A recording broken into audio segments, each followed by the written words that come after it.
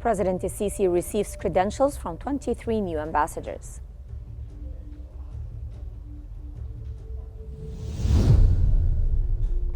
Egypt condemns Israel's plans for forced displacement in Gaza and new West Bank settlements.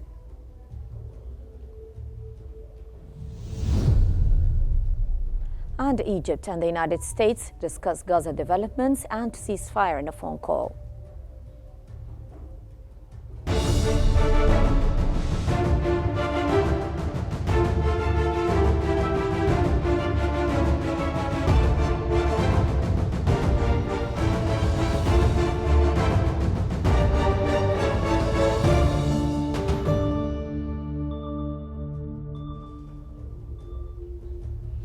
Good morning, ladies and gentlemen. I'm Hala Al-Hamalawi and you're watching Q News, bringing you the latest updates from Egypt.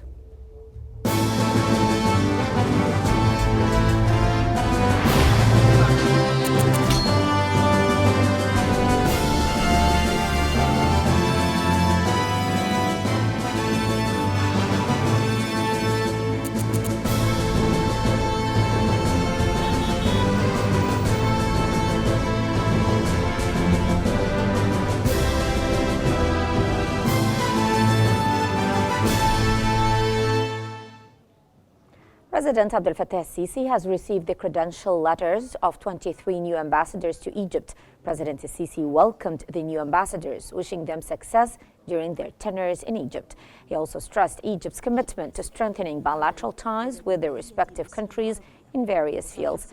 Moreover, the president affirmed the necessity of ongoing coordination on regional and international issues of mutual interest. The new ambassadors represent Dominican Republic, Kenya, Germany, Finland, Belgium, Canada, Malaysia, Myanmar, Algeria, Switzerland, Panama, Armenia, Argentina, Thailand, Central African Republic, Kazakhstan, South Sudan, Sri Lanka, Chad, Equatorial Guinea, Sweden, Cuba, and the European Union.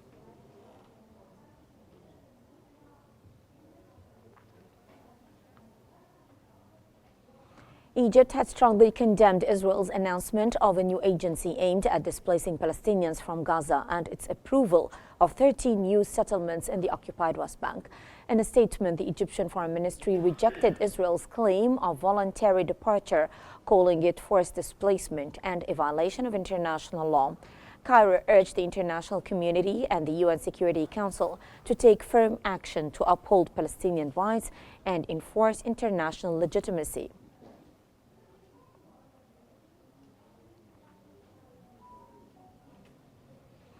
Minister of Foreign Affairs and Immigration Badr Abdelati has held a phone call with U.S. Special Envoy for the Middle East, Steve Witkoff, to discuss bilateral relations and ongoing developments in Gaza.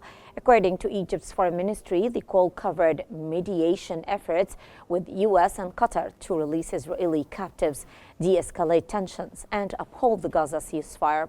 They also stressed their commitment to regional stability. Abdelati updated Witkoff on Egypt's economic progress under President Sisi, citing IMF recognition. Witkoff praised Egypt's role in regional stability and reaffirmed strong U.S.-Egypt ties.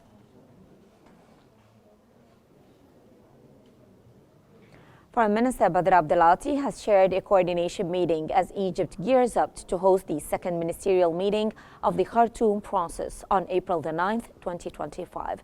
The meeting reviewed logistical, ceremonial, and substantive preparations for the high-level gathering. The Khartoum process, a platform for migration cooperation between East Africa and Europe, includes 40 member states, the EU, AU, and international organizations.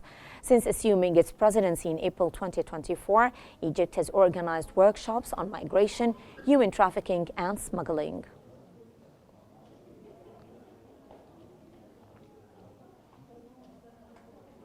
Egypt's ambassador to Maputo, Mohamed Fargal, has reaffirmed Egypt's commitment to supporting Mozambique's security training, development, and future programs.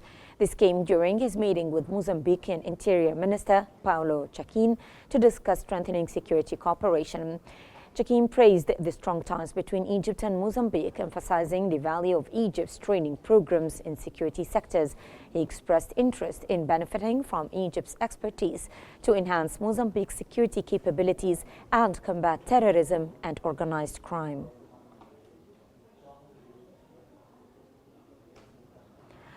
Prime Minister Mustafa Madbouli has chaired a ministerial meeting on industrial development, approving a new private free zone project by Alstom Railways Components Manufacturing SAE. The project will establish an industrial complex in Burj Al Arab spanning 40 fadans. It will include 2 factories, one producing spare parts for Metro Line 6 and the other manufacturing cables to support Egypt's growing transportation infrastructure. The Sovereign Fund of Egypt is studying proposed plans to optimally utilize buildings in Cairo's historic Khedive and the Minister Square. During a meeting with Prime Minister Mustafa Madbouli, Minister of Investment and Foreign Trade Hassan Al-Khatib stated that the buildings represent promising investment opportunities that are attracting numerous major investors. The meeting aimed to review the Sovereign Fund of Egypt's efforts to maximize returns from state-owned assets.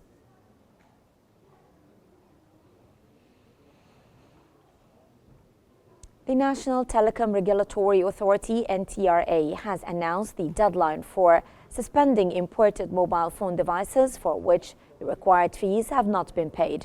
In a statement, the NTRA confirmed that starting April 7th, it will suspend the operation of any devices that have not paid the required fees on all mobile networks in Egypt. Users can learn more about these procedures and their implementation through the Telephony app, which provides updates and guidance on the process.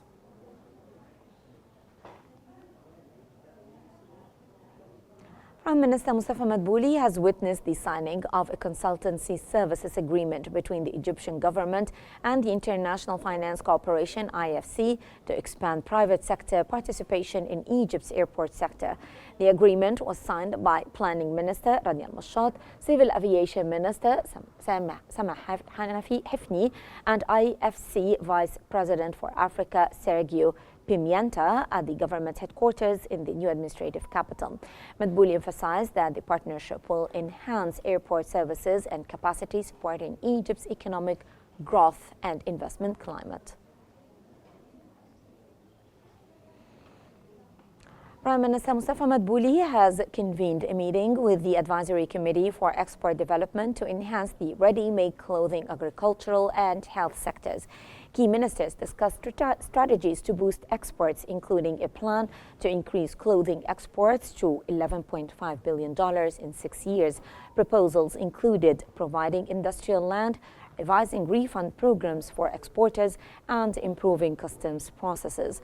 The committee emphasized the agricultural sector's potential for growth and the need for a flexible pricing system in medical industries to attract investment and enhance competitiveness.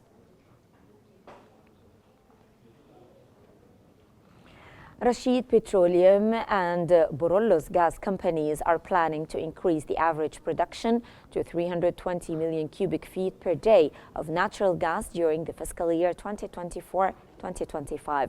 Minister of Petroleum and Mineral Resources Karim Badawi highlighted the integration of new gas wells in the 10th phase of the West Delta Deep Marine Project as a key step in boosting Egypt's natural gas production.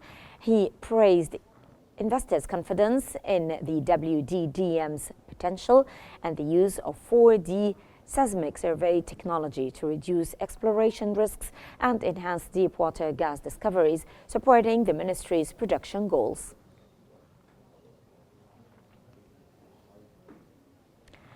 The Financial Regulatory Authority, FRA, has approved 2 new projects to register on the voluntary carbon market. The 2 projects, Oman Blue Carbon from the Sultanate of Oman and Solar DC from India, were registered in the FRA's carbon emissions reduction database.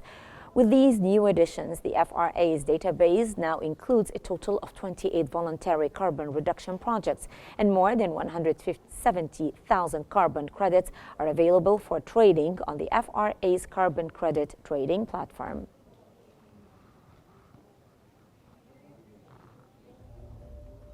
And that brings us to the end of our news bulletin. Here is what we have been covering. President Sisi receives credentials from 23 new ambassadors.